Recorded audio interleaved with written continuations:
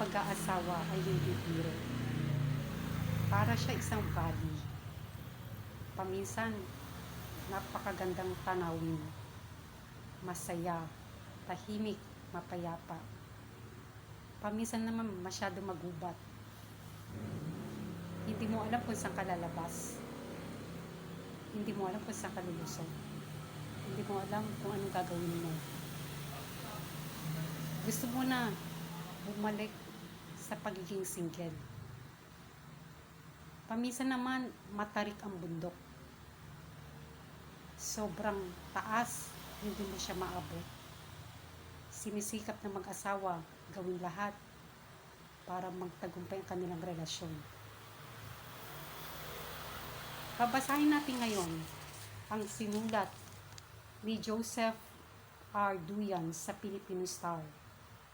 A successful marriage requires a falling in love many times, always with the same person. Ayan po yung quotes ni Mignon McLaughlin.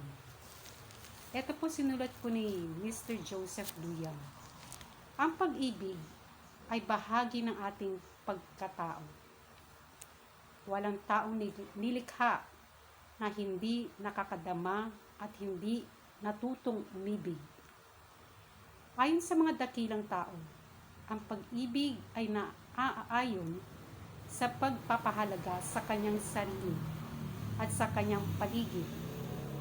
Ang pag-ibig niya sa Diyos, sa kapwa, kaibigan at sa kanyang nasasakupan. Ang Diyos ay pag-ibig. Tayo ay nilikha kawangis niya. Kaya tayo ay marunong magmahal. Ang pag-ibig ay isang desisyon.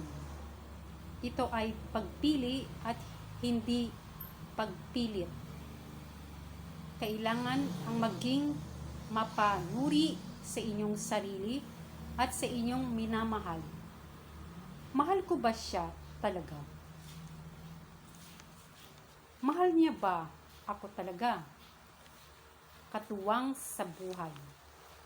Sa rami ng lalaki at babae sa mundo, buong mundo, bakit siya pa ang napili mo? Oo nga. Bakit nga ba siya? Natanong mo na ba yan sa sarili mo? Ikaw lang ang makakasagot niyan.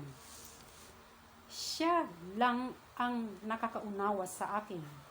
Siya lang ang nagtsatsaga sa akin. Siya lang at wala nang iba dahil mahal ko siya.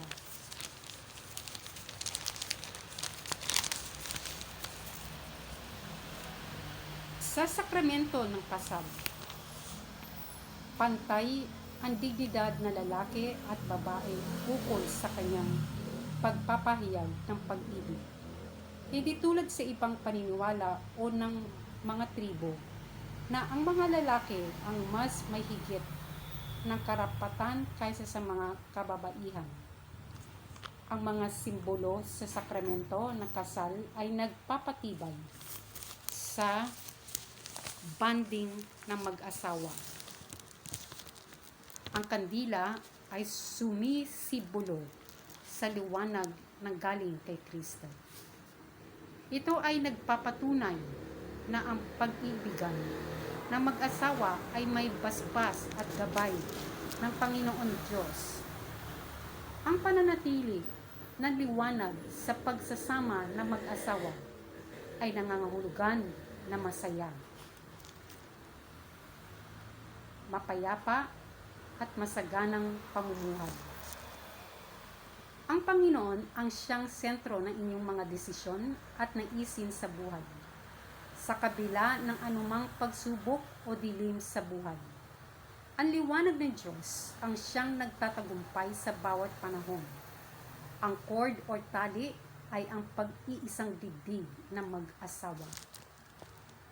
Ang mag-asawa ay iisa na at hindi na mapaghihiwalay ninuman o ng anuman. Tulad ng pag-ibig ni Kristo sa iglesia o sa simbahan. Ang aras o pera ay simbolo ng kayamanan. Ang kayamanan ay hindi lamang security. Ito ay tumutukoy sa malaya, masaya at masaganang buhay. Kaya hindi lamang ito tungkol sa kung magkano ang ipon ninyong mag-asawa, kundi kung paano kayo nabubuhay ng marangal. Ang singsing ay simbolo ng walang hanggang pag-ibig ng mag-asawa, tulad din ng pag-ibig ng Diyos sa atin. Nuptial blessings ang pinakamahalaga sa magpapalitan ng pangako ng mag-asawa. Lahat ng seremonya, ritual, at dasal ay mahalaga dahil ito ay nagpapatunay sa isang pagtugon sa hangarin ng Diyos na tayo mabuhay ayon sa kanyang grasya o pagpapala. Ang pinakamahalaga sa kasal sa simbahan ay ang nuptial blessing. Sabi ni Mother Teresa, "You cannot buy God's blessing." Kahit magkano ang ibigay mo sa simbahan, hindi mo kaya bilhin ang biyaya ng Diyos. Ang basbas na may kapal ang pinakamahalaga sa mag-asawa. Hindi lang ito sa pinirmahang kontrata, kundi ito ay isang kwento na pag-ibig hanggang kamatayan. Ito ay tungkol sa wagas na pagmamahalan. Meron tayo isang verse sa Bible. Colossians 3,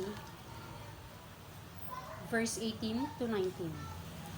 Wives, submit to your husband as is fitting in the Lord.